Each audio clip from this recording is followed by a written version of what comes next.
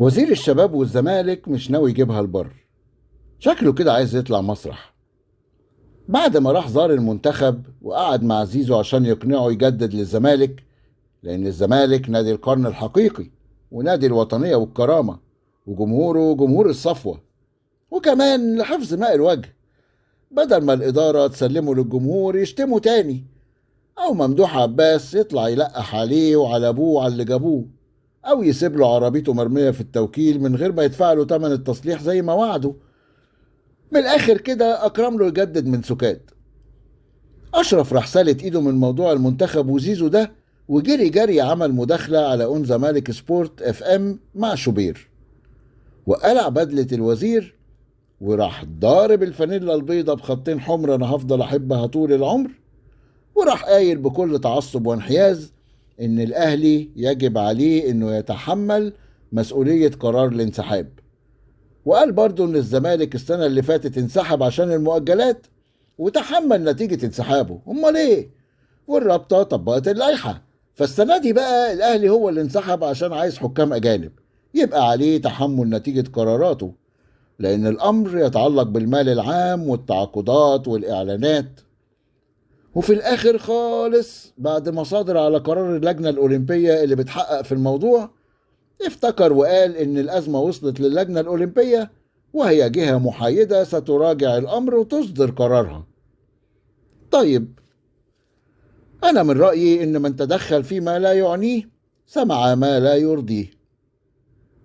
إيه رأيك لو أنت كمان تخليك محايد زي اللجنة الأولمبية كده، وما تصدرش على قرار حد، وما تاخدش أحكام مسبقة، مجرد إنك تساوي بين موقف الأهلي والزمالك؟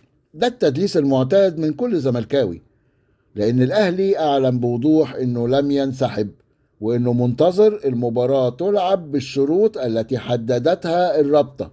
مين الرابطة دي؟ الجهة المنظمة للبطولة، اللي قالت ضرورة وجود حكام أجانب. ليه حكام أجانب؟ الرابطة قالت بوضوح لضمان الشفافية والنزاهة، وركز لي قوي على النزاهة دي عشان مش موجودة خالص في حكامك الزملكاوية الموجهين.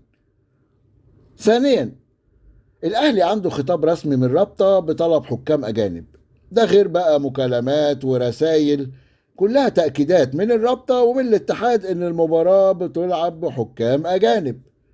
إنما الزمالك لما انسحب عشان المؤجلات، هو نفسه كان عنده مؤجلات، وعلى فكرة رجع لعب بعد ماتش الأهلي عادي خالص من غير المؤجلات ما تتلعب برضه. مش بقولك التدليس والكذب ده هواية زملكاوية قديمة، اكذب اكذب اكذب لغاية ما تصدق نفسك أو الناس تصدقك. دي تاني مرة بتهدد فيها الأهلي بالمال العام والغرامات. واضح إنك أفلست وما عندكش كروت جديدة تلعب بيها مع الأهلي. شوف لك قصة تانية، لأن الأهلي مش بيتهد بالمال العام واللجان الوزارية المضروبة بتاعتك دي. الأهلي طول عمره مبدأه واضح: امشي عدل يحتار عدوك فيك. لكن انت ناديك مبدأه امشي عوج، لأن من أمن العقاب أساء الأدب. وعلى فكرة، مادام انت لتاني مرة بتبين حرصك قوي الشديد على المال العام، يا ريت بقى تطلع للرأي العام عدد اللجان الإعلامية والصحفيين اللي بيقبضوا من الوزارة بتاعتك شهريا عشان يلمعوك ويدافعوا عنك ويداروا على الفضايح. هو في كده يا راجل؟ في وزير شغال بروحين، بالليل وزير والصبح مدير تعاقدات لنادي الزمالك؟ روق كده واقعد في حتة ناشفة، عشان جمهور الأهلي تقيل عليك قوي، وانت شفت بنفسك هاشتاج السويس كسر الدنيا، فكشكشها ما تعرضهاش الله يخليك، عشان احنا روحنا في مناخيرنا ومش ناقصاك خالص. ناس ما عندهاش دم